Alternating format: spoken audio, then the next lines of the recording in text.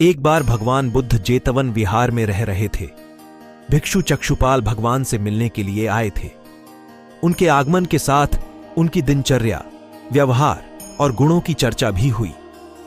भिक्षु चक्षुपाल अंधे थे।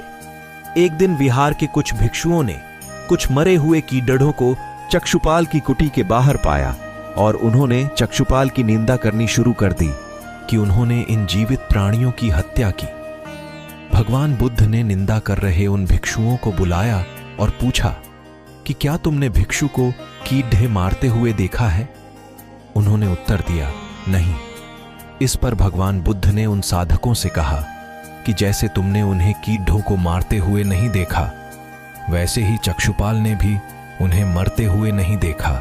उन्होंने उत्तर दिया, नहीं।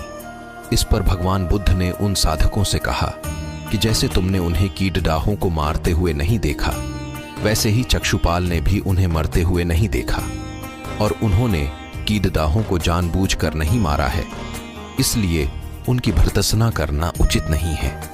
भिक्षुओं ने इसके बाद पूछा, उन्होंने इस जन्म में अथवा पिछले जन्म में क्या पाप किए?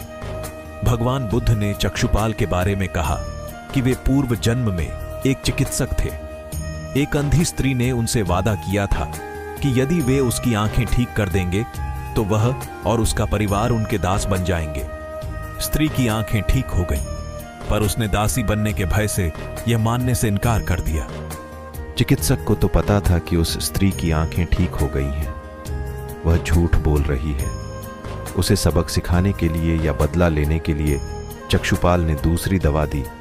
उस दवा से महिला फिर अंधी हो गई। वह कितना ही रोई पीटी, लेकिन चक्षुपाल जरा भी नहीं पसीजा। इस पाप के फलस्वरूप अगले जन्म में चिकित्सक को अंधा बनना पड़ा।